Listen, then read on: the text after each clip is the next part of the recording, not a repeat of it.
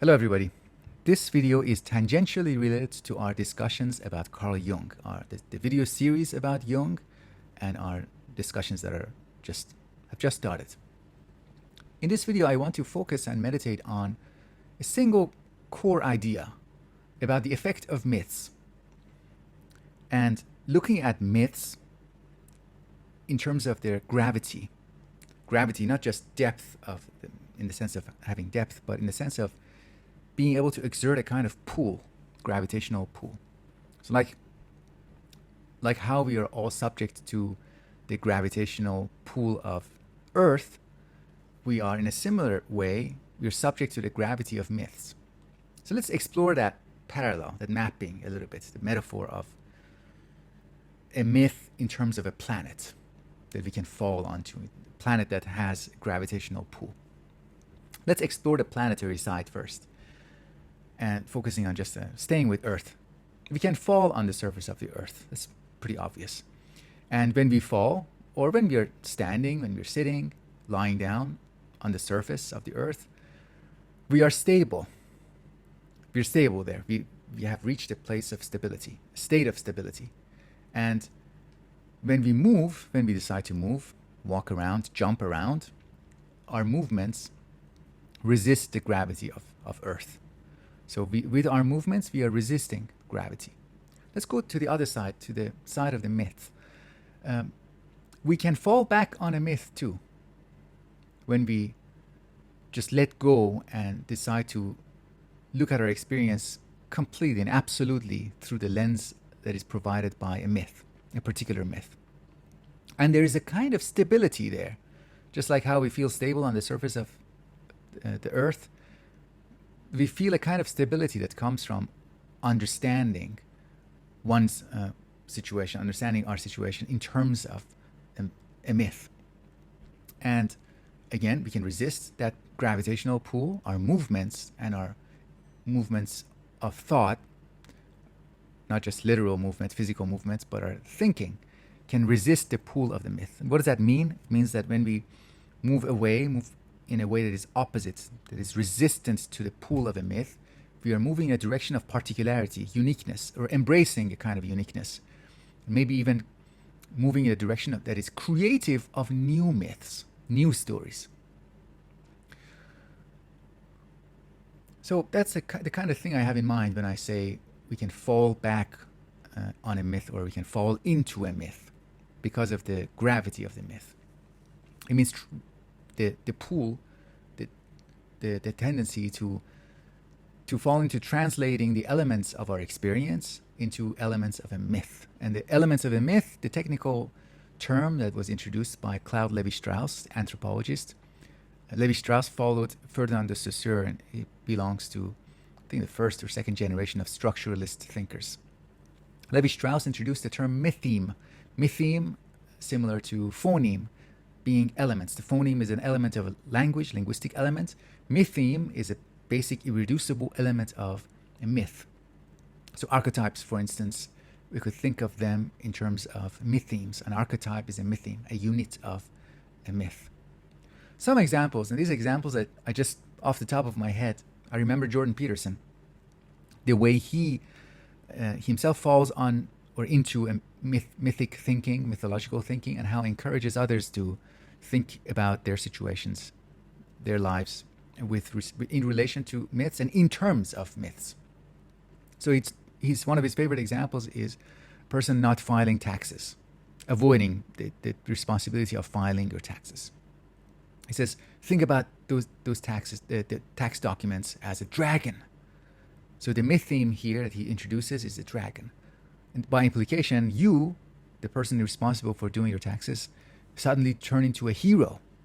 So the whole experience falls into, is being translated, gives into the gravitational pull of the hero and the dragon battle.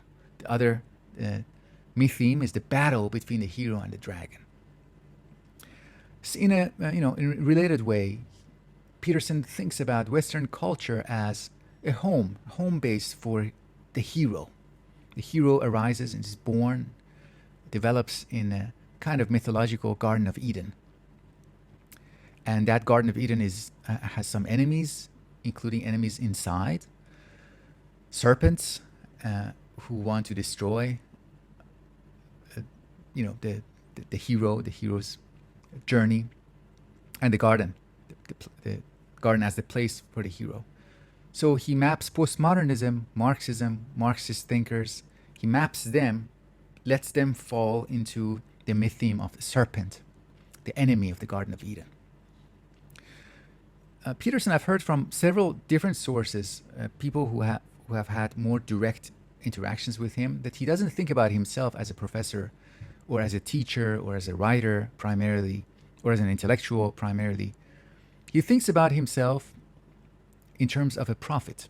He calls himself in private conversations a prophet. So that's another way of falling into a very grave kind of story. Prophet has so much more gravity if you manage to fall into a myth of a prophet, a suffering prophet. The duty of a prophet is so much graver, has so much more gravity than the duty of a mere teacher or a YouTuber. Now let's turn a little bit to the Oedipal myth. The myth themes of the Oedipal myth include Oedipus himself, the father, king, and the mother. So these are three of the elements of the Oedipal myth. What happens as the myth unfolds in time? What happens because of the unfolding of the Oedipal myth? At the end, the son, Oedipus, blinds himself. It inflicts that punishment on himself. Let's say we consider our own lives or lives of people around us in terms of this kind of myth. Does this myth still have gravity for us? Especially if you're indifferent to it. Like somebody proposes that I have an Oedipal complex, for example. It's like, who cares? Okay, fine, maybe. So you might say that indifference already means that I'm not subjected to that myth, or I'm not re-dramatizing that myth in my own life. I'm not participating in it, or I'm not falling into it. That self-inflicted blindness of Oedipus is something that, it's part of it. So you have to see that. You have to see that self-inflicted punishment in order to identify that, yes, he is actually living through that myth or falling into that myth. But the self-inflicted blindness, what it is, or another way to think about it is a kind of acceptance of the fate. You blind yourself to the extent that we blind ourselves. We are accepting that fate, and we are closing any further revision, any further reviewing or revising the myth that we might be falling into. So the Oedipus's blindness is an ultimate act of falling into his myth, mythologizing or finalizing the myth, crystallizing or cementing the myth by rendering yourself unable to see any countervailing evidence, any further revision, any further experience, any clue that might indicate that maybe that there is more to the story. So it is that passivity that is the main outcome of falling into myths. The choice of I don't want to see anything else. I don't want to see any countervailing evidence. This is good enough. I guess I'll rest here. I guess I'll just stabilize here. But we shouldn't just see it in terms of passivity.